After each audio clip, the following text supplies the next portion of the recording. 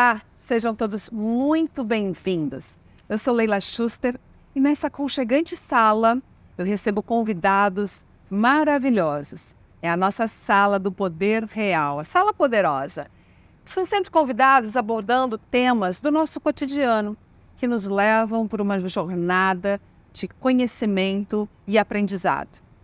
E hoje o tema é super importante, super bacana. E por isso eu quero que você já compartilhe com os amigos, com a família, com todo mundo, porque o assunto é imperdível. Vamos falar sobre produtividade, procrastinação, porque a nossa convidada é poderosa. Eu recebo aqui a Marcela Lamastra. Ela é psicóloga clínica, especialista em terapia cognitivo-comportamental e mestranda em análise do comportamento, com pesquisa em procrastinação. Ela atua também como mentora de produtividade para mulheres empreendedoras. Olha que bacana, né? E a host do podcast Produtividade Sem Neura. Porque definitivamente neura a gente não quer ter. É isso aí. Obrigada, Marcela, por estar aqui com a gente hoje, nesse dia, para um bate-papo que vai ser bem gostoso, tenho certeza. Muito obrigada. Eu queria muito agradecer o convite. Para mim é uma honra, um privilégio estar aqui batendo papo sobre saúde, psicologia, produtividade, um tanto de outras coisas que trazem mais bem-estar e saúde para nós mulheres, né? Então, É verdade. Obrigada. Esse é o foco para as mulheres, mas os homens são todos muito bem-vindos, gente. É bom vocês conhecerem melhor as mulheres, viu? Eu aconselho. Manda aí para todo mundo, para o irmão, para a namorada. E aí, vamos começar com um papo que eu acho que é super interessante, que todo mundo tem essa pulguinha atrás da orelha. As mulheres, especialmente, quando chegam numa idade entre seus 40, 50, muitas estão vivendo uma virada de chave da vida, ou mudança de carreira, ou separação. Ou seja, e muitas vezes ela se vê perdida numa tempestade e vem a dúvida: será que ainda dá tempo? Como você lida com isso e as suas pacientes? Muito bom. Essa dúvida, será que ainda dá tempo? É engraçado porque, independente da idade, sempre tem essa autocobrança, né? Nós, como mulheres, a gente tem uma tendência a ter uma autocobrança muito grande de será que ainda dá tempo para eu arranjar um namorado? Será que ainda dá tempo para eu casar? Será que ainda dá tempo para eu ter filho? Será que ainda dá tempo de eu mudar de profissão? Será que ainda dá tempo de eu recomeçar tudo? Né? Terminei um casamento, começar de novo, enfim. Então, acho que primeiro ponto dá pra gente falar mais sobre essa autocobrança que nós temos constantemente. Mas o que eu acredito muito é, enquanto há vida, ainda há tempo. Ou seja, se você está aqui hoje escutando, né, esse podcast, escutando essa conversa que a gente está tendo, pode ser que tem gente que vai escutar 2 anos depois esse podcast ter saído e dá aquele estalo, sabe, dá aquele brilho de eu não fiz o que eu queria ter feito ainda, eu não vivi isso, ainda não construí aquilo. Há tempo, né? Há tempo para você construir uma vida com sentido, uma vida valiosa. É isso que eu ensino, né, meus pacientes, é isso que eu construo isso na clínica. Então, o que não dá para a gente fazer é ficar ruminando o que não foi. Né? Exato, exatamente. Eu acho que é o pior de tudo. É o pior de tudo. Inclusive, a gente fala muito que essa ruminação do passado é um dos princípios da depressão, né? Da gente cair na depressão. Assim como também a gente está tentando antecipar o futuro, prever o futuro, é um princípio da ansiedade muito grande, né? Então a gente não quer nenhum nem outro. Tem um conceito muito bacana da psicologia que chama-se aceitação radical. Isso significa que quando eu não tenho controle de algo, então algo que aconteceu comigo no passado, pode ter sido uma tragédia, pode ter sido, enfim, o tempo que passou e não foi da forma como eu gostaria, o que eu posso fazer a respeito disso? Eu não tenho como mudar. Então a gente aceita radicalmente, se não há nada que a gente possa fazer. E isso é um treino muito difícil, na verdade, né? Mas a partir disso, eu posso me comprometer a fazer algo diferente daqui para frente. Perfeito, gente. A aceitação tem um poder tão grande, porque no momento em que tu aceita que a situação é aquela, para o drama de você ter que escolher, de você ter que achar responsáveis, e a gente tem essa cobrança. Eu acredito que sempre existiu, mas a vida moderna é muito mais cheia de cobranças por perfeição e produtividade. Então, é quase que embutido você acordar já pensando que está atrasada. Exatamente, né? Isso é horrível, isso que colocam na nossa cabeça. Eu acho que a gente vai se condicionando dessa forma, né? Então, como eu falei, nós mulheres principalmente, a gente tem uma tendência a uma autocobrança mais excessiva, né? E a gente vive, de fato, numa sociedade que busca produtividade. Por isso que eu trago muito o conceito da produtividade sem neura. Por que isso é importante? Eu entendo que quando nós somos produtivas, nós somos mais eficientes com o nosso tempo, nós temos uma gestão melhor de vida. Porque eu entendo que gestão de tempo é gestão de vida. É o nosso recurso mais precioso que a gente tem, afinal, não volta mais, né? Dinheiro a gente até reconquista de novo, a gente faz mais, mas o nosso tempo a gente não volta mais. Então, a partir do momento que eu entendo como o meu tempo é precioso e como eu viver aqui e agora, o que eu tenho para fazer daqui para frente, sabe? Não que eu possa retomar, porque eu não consigo retomar o que já foi, mas tendo esse entendimento, eu posso ser mais criteriosa com como eu vou alocar esse tempo, com o que eu vou investir, né? Com quem que eu quero que está caminhando comigo. E assim a gente consegue construir uma vida com mais sentido, né? Construir uma vida com mais propósito. Então eu entendo a produtividade por esse caminho. E aí, a partir, acho que desse entendimento, a gente consegue, ok, eu não estou atrasada, eu estou com o tempo do presente, né? Que é o único que a gente tem, afinal. Então, eu não acordo atrasada, eu não acordo já, sabe, me martirizando, me culpando. Isso é um exercício para a gente fazer. E agora tu falou uma coisa que me deu um estalinho. Por exemplo, quando a gente tem essa autocobrança tão intensa, tem a ver também com a nossa autoestima? Com certeza. Porque se eu estou sempre achando que eu não estou dando o meu melhor, eu estou sempre me criticando. Uhum. E aí nunca vai ter a aceitação. Exato. Então, primeiro tem que existir um amor e, ser solidário consigo mesmo. Aham, perfeito. E aí, então, eu aceito a situação e a partir da aceitação... louca, né? Eu já descobri a fórmula. Com a aceitação, eu começo a visualizar a produtividade no momento real.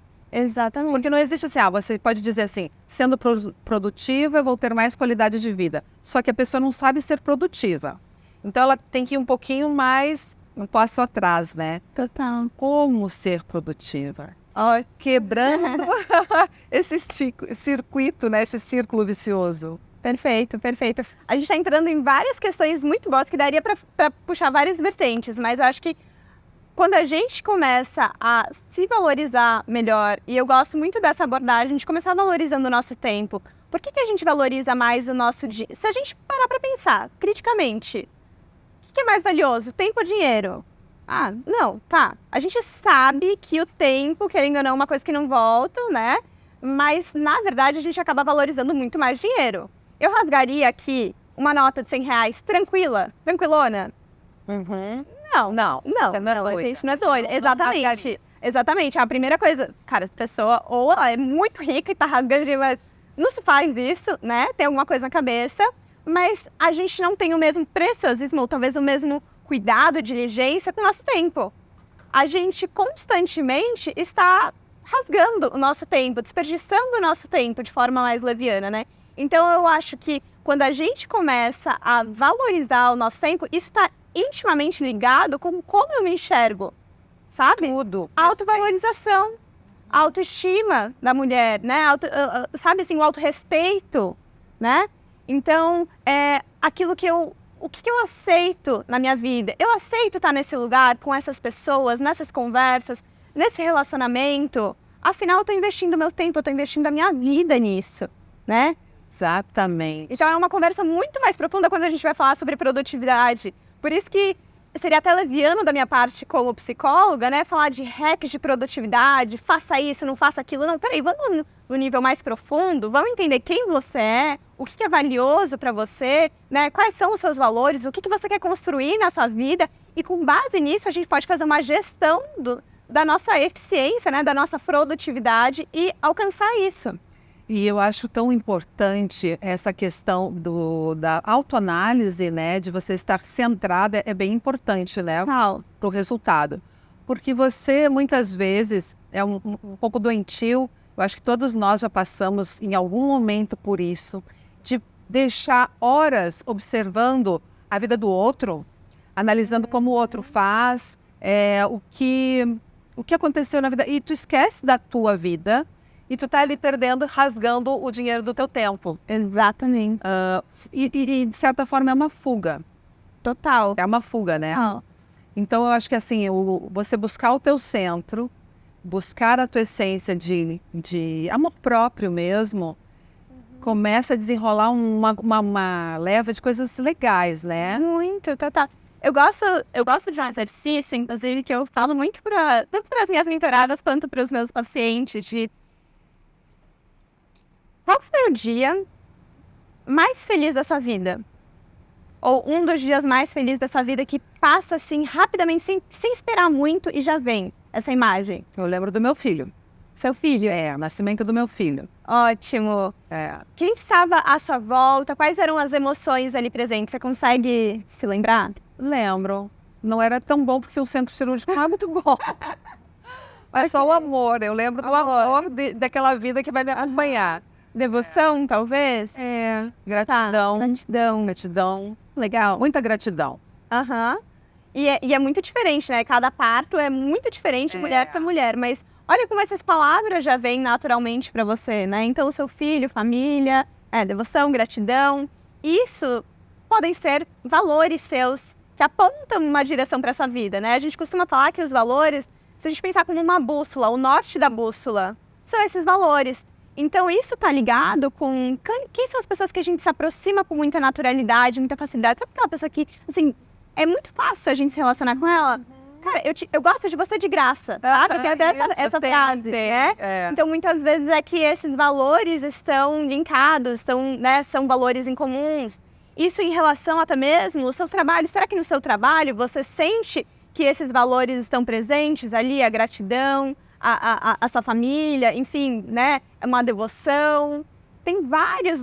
E a gente poderia expandir mais a questão de valores, né? Mas cada um de nós temos uma ampla gama de valores. E quando a gente passa a se conhecer, que você falou da autoanálise, né? Fazer esse exercício mesmo, tipo, coloca na ponta do lápis, começa a pensar quais foram os dias mais felizes da minha vida, o que estava ali.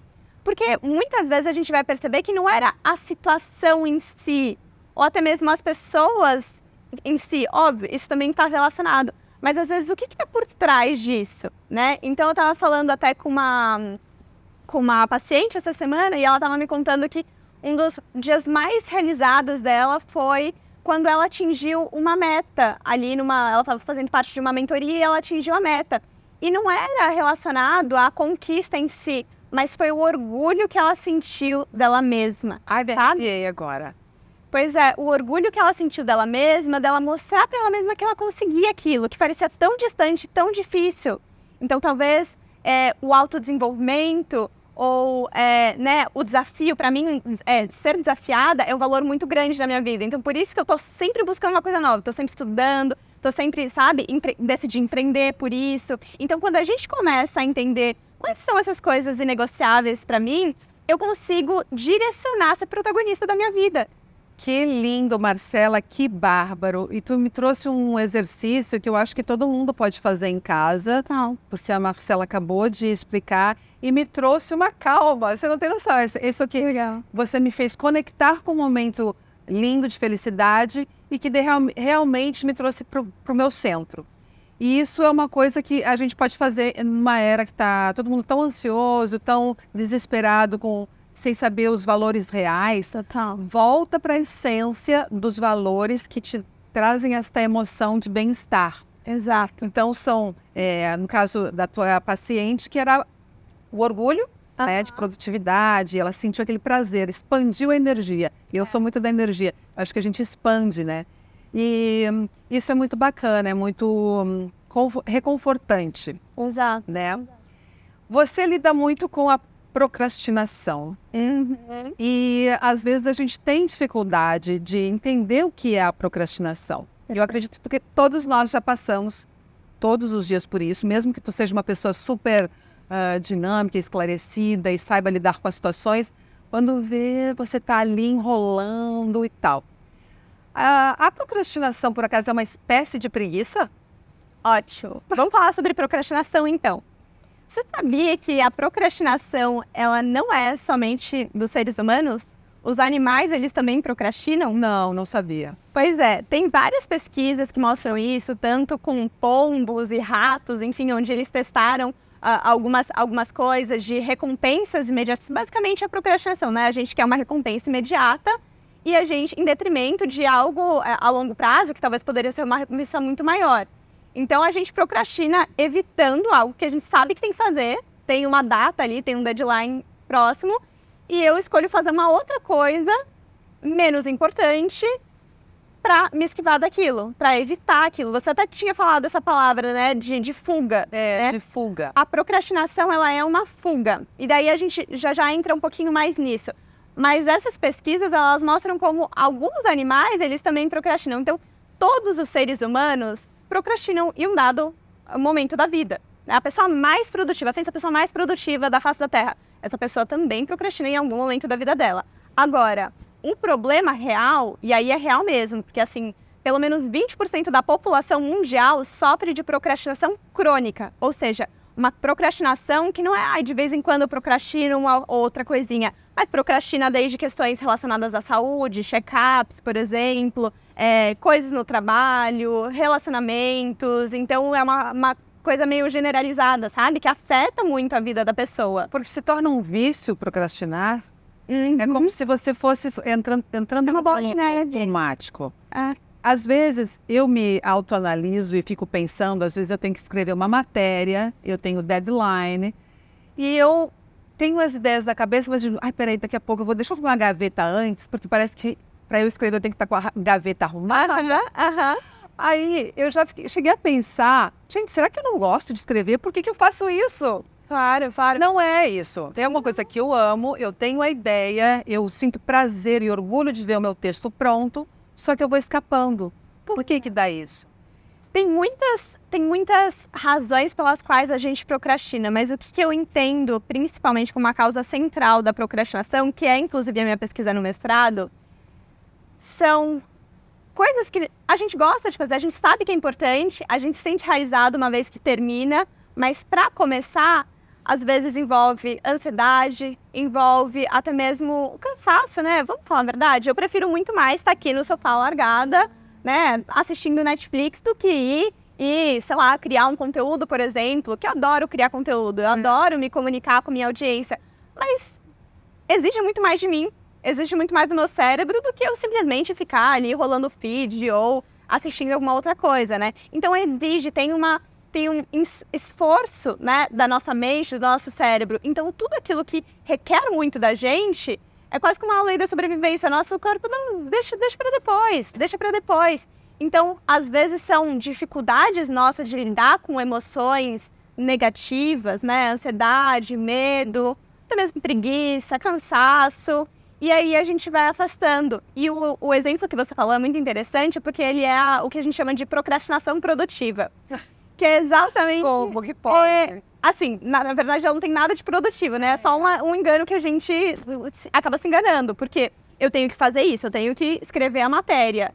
Mas deixa eu arrumar aqui a minha casa, mas eu não tô vagabundeando no sofá, né? Só rolando feed. Eu tô fazendo uma coisa, né? Eu tô arrumando minha casa, tô arrumando minha gaveta. Eu tô ligando pro meu filho. É importante eu ligar pro meu filho. Mas você sabe que naquele exato momento que você tinha que estar fazendo era o quê? Escrevendo a matéria. Né? Exatamente. Sentar a bunda na cadeira e escrever a matéria. Então, a procrastinação em si, ela ocorre muitas vezes também por crenças que eu tenho a respeito de mim mesma, de que eu não vou conseguir, de que eu não sou capaz, de que talvez eu não seja tão inteligente. Isso vai gerando emoções difíceis da gente lidar, né? Não, eu tô fazendo a consulta aqui, gente. Deixa eu contar o meu caso. Diga. Porque eu penso, não é que eu penso que eu não sou boa, eu penso que eu sou boa e que a hora que eu começar eu vou fazer rapidinho.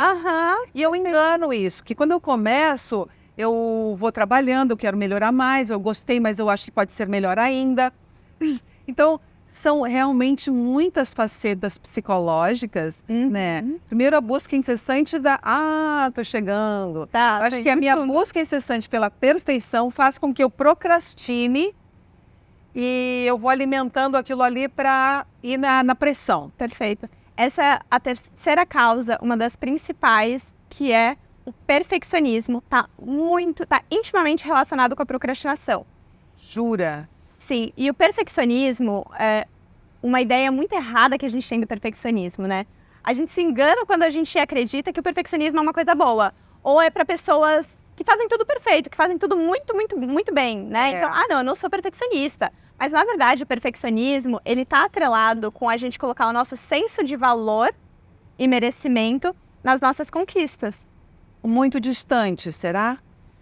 É basicamente quando eu consigo fazer algo, né? Ou quando eu recebo uma validação externa, quando eu alcanço uma meta impossível, né? Aí sim eu sinto que eu tenho valor. Aí assim eu sinto que eu tenho merecimento. Mas quando isso é tirado de mim, ou quando eu não estou fazendo isso, ou quando eu não atinjo essa expectativa, eu me enxergo como se eu não valesse nada. Então, o perfeccionismo, na verdade, são regras internas que a gente coloca em nós mesmos e é muito punitivo. Volta ali pro início da nossa conversa, né? Dessa autocrítica muito grande, né? Dessa busca incansável por fazer mais e mais e mais e nunca é suficiente. Ou eu acredito que os outros têm uma expectativa irreal de mim e eu sinto que eu tô sempre em dívida com as pessoas, eu sinto que eu tô sempre falhando com as pessoas. Isso são características muito frequentes do perfeccionismo. Então, o perfeccionista, ele muitas vezes não termina o que ele começa porque ele, eu não vou conseguir atingir aquilo que eu tinha almejado, então não vale a pena, para por aqui. É verdade. E aí ocorre a procrastinação. É verdade. E eu acho que voltou bem ao começo da questão. Muitas coisas a gente vai deixando de fazer porque pensa que não está bom o suficiente. Ou pensa, os outros não vão entender o que eu estou vendo. Talvez não vá agradar tanto. Exato. E definitivamente a gente não precisa disso, né? Dessa validação ininterrupta dos outros, né? E uma ideia inalcançável, né? E a maioria das vezes o que acontece não é nem que as pessoas têm essa expectativa tão alta da gente. As pessoas gente acredita que elas tenham isso com a gente, né? Exato. Eles talvez nem estejam nem aí para você. Exato. A pessoa, de verdade, né? Assim, eu trabalho muito com as redes sociais, né? Eu trabalho muito com muitas empreendedoras que trabalham com as redes sociais. E hoje em dia a gente sabe que tem uma pressão externa muito grande, né? O que o outro vai ver, o que ele vai pensar de mim, tá bom, não tá bom, a mínima vírgula, putz, eu devia ter feito um design assim, eu deixei escapar aqui um erro de português, meu Deus do céu, é o fim. E a pessoa pode até ver, errou aqui, né? Mas pronto, 2 segundos, já esqueceu. A gente não é tão importante assim quanto a gente acha que é, né? Verdade. A ponto da gente ficar se martirizando pelos nossos erros e como deveria ser muito melhor. Então, acho que isso é um exercício para a gente começar a pegar mais leve com a gente, a estabelecer mais a autocompaixão.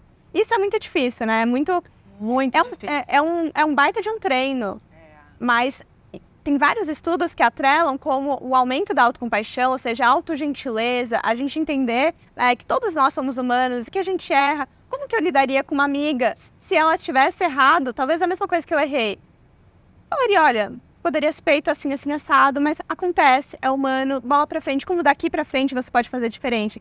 Só que a gente não tem o mesmo diálogo interno com a gente, né? Então, essa prática da autocompaixão está atrelado com uma diminuição da procrastinação, inclusive. Gente, olha que bárbaro isso. Olha, tá sentindo, tá pegando o ritmo das coisas?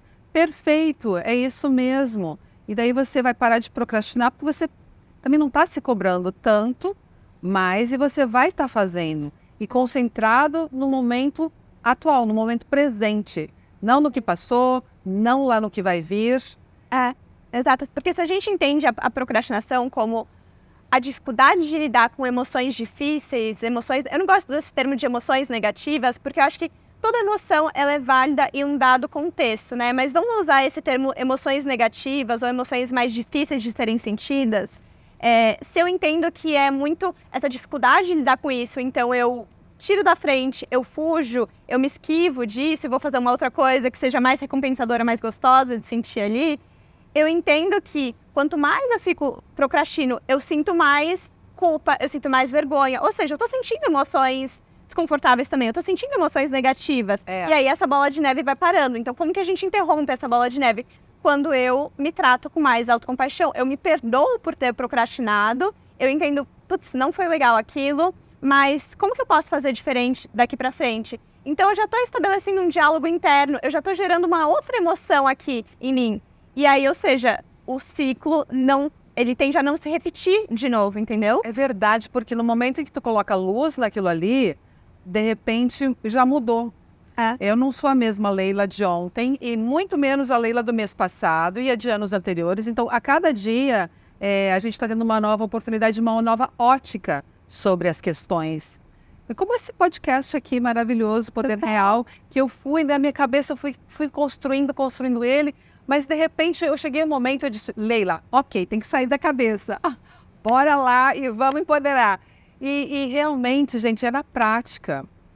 Eu acho que você se torna produtivo quando você não só tenta ser produtivo, quando você deixa correr. Exatamente, quando a gente se permite agir, né? A ação, ela é extremamente poderosa para que a gente possa errar, para que a gente possa aprender, para que a gente possa mudar as rotas da nossa vida. Então, se eu ficar com um plano maravilhoso, né? Tem essa frase que eu gosto muito, que é o projeto perfeito no papel, ele vale muito menos do que o projeto imperfeito fora do papel.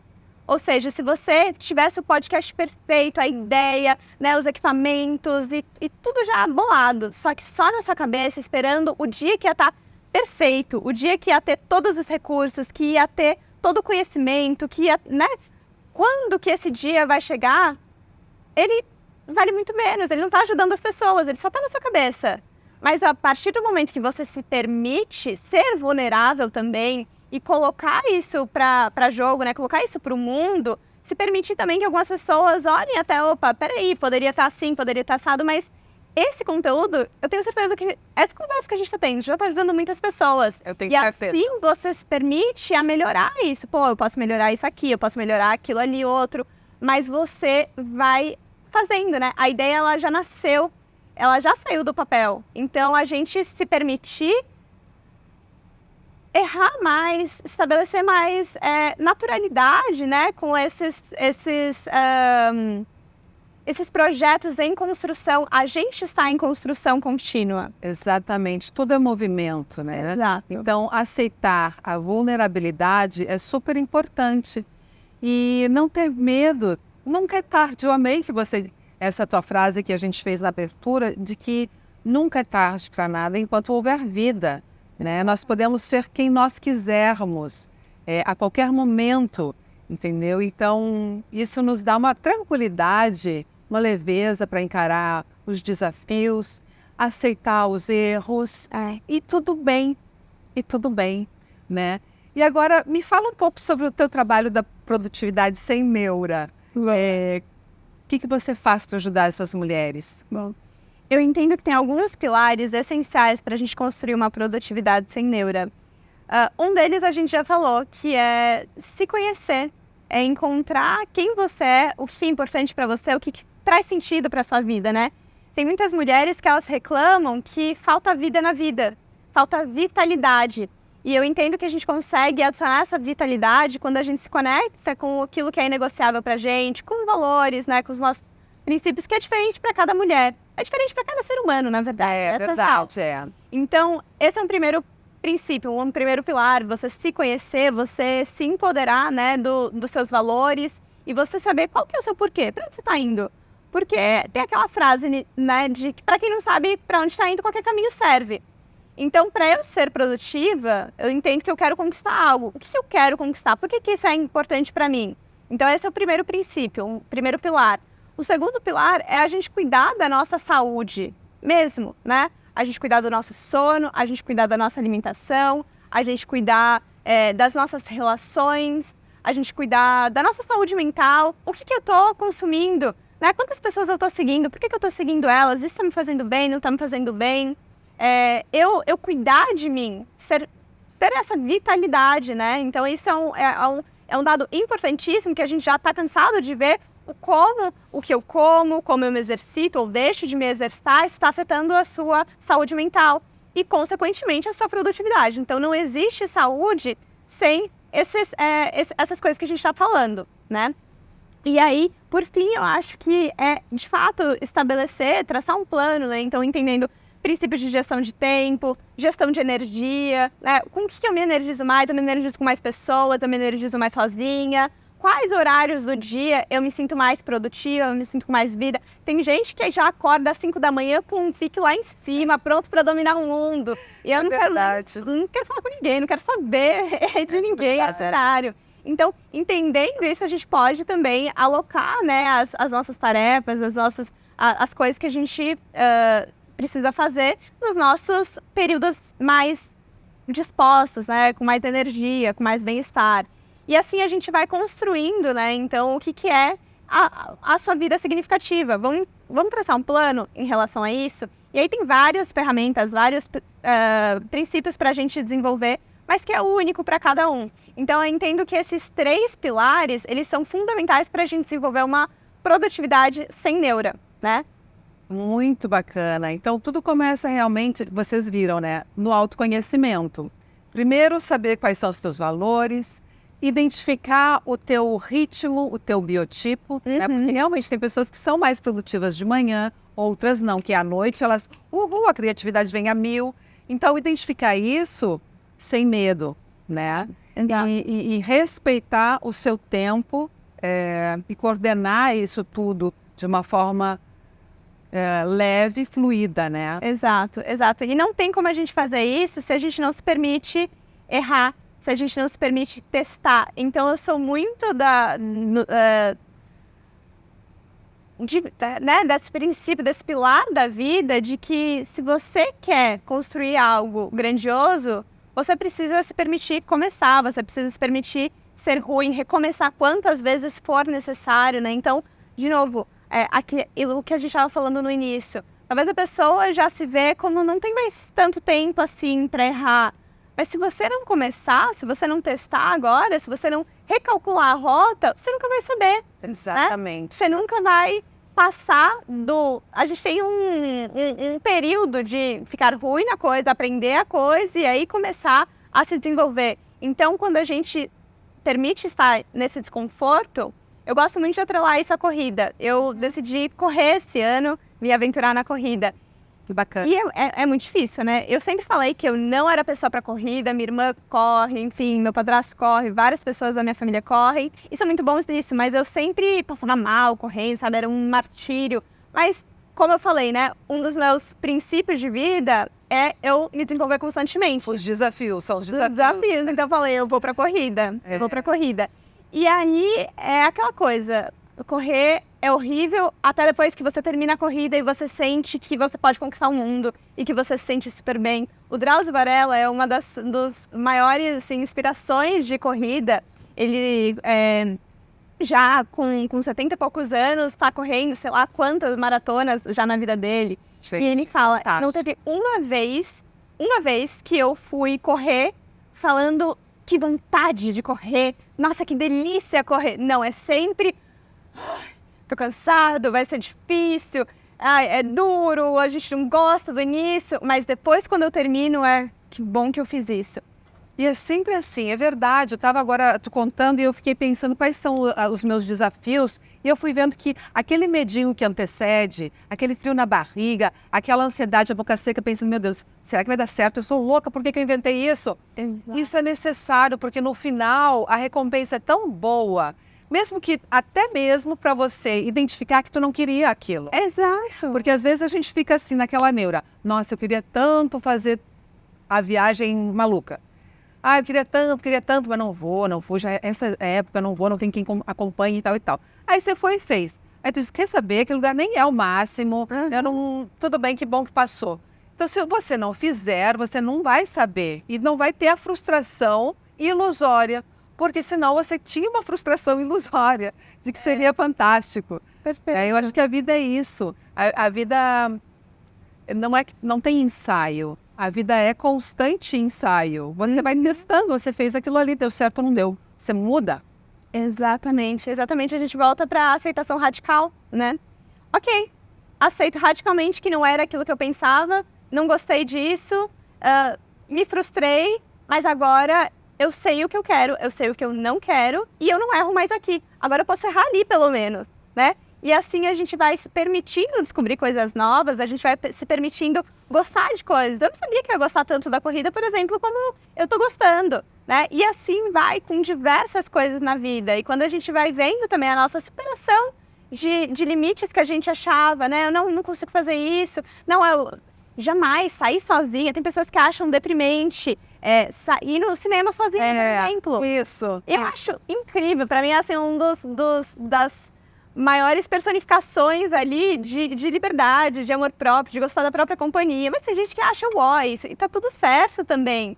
Mas você já se permitiu testar? Pra ver se é tão ruim assim? É verdade. Né? Sai da caixa um pouquinho e experimenta antes de dar opinião. E, por exemplo, cinquentei.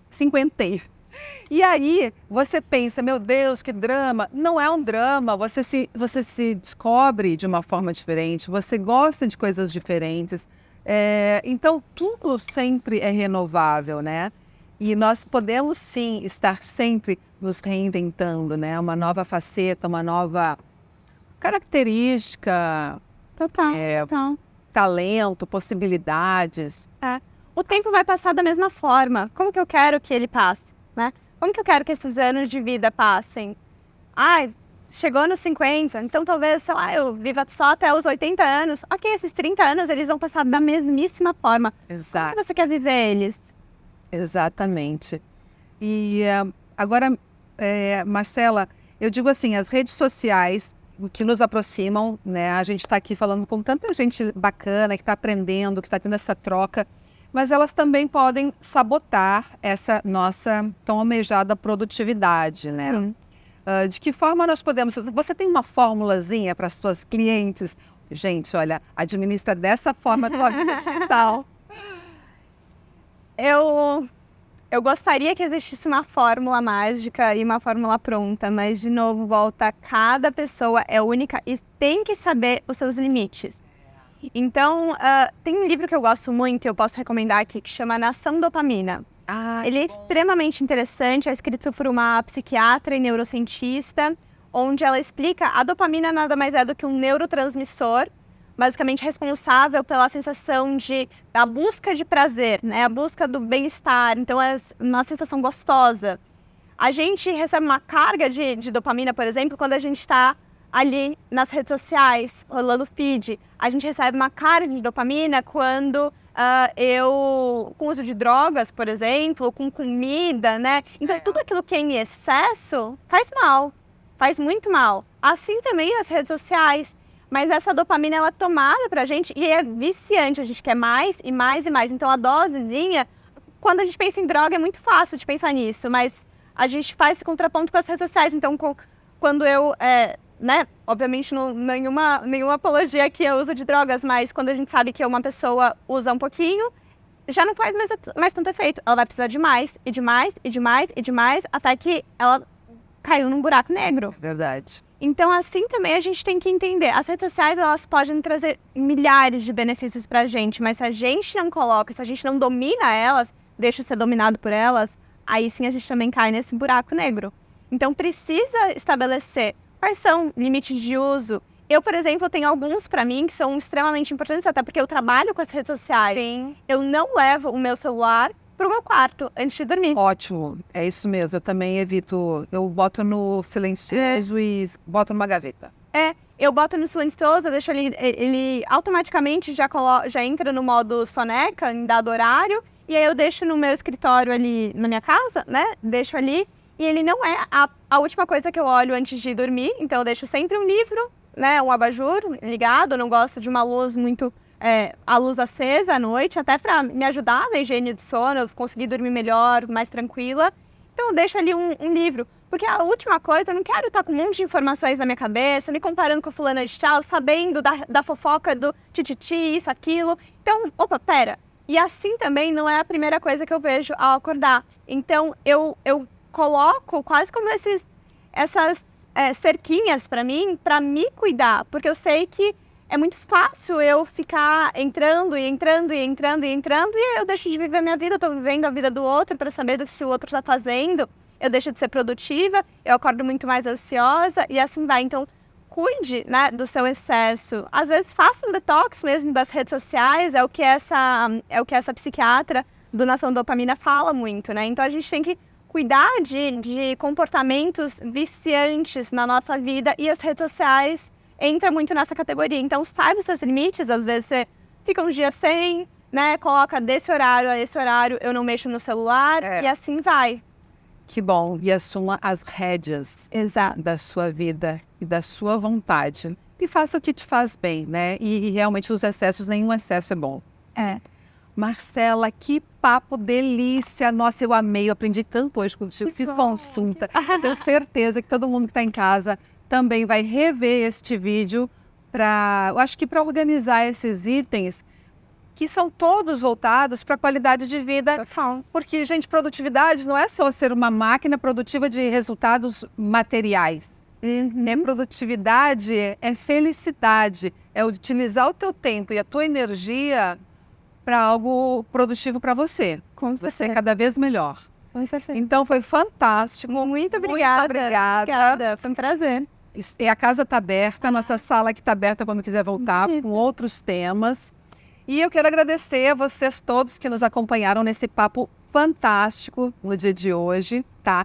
Quero agradecer também a Lui Home por montar essa sala super charmosa e acolhedora. E quero agradecer também a nossa patrocinadora Kia Brasil. E para quem quiser saber um pouquinho mais, pode acessar o QR Code que está aqui na tela para conhecer os produtos. Mas eu conto com vocês, com opiniões, com sugestões, principalmente, o que vocês gostariam que a gente abordasse nesse podcast. Porque aqui o poder é real. Então, um beijo. Tchau, tchau.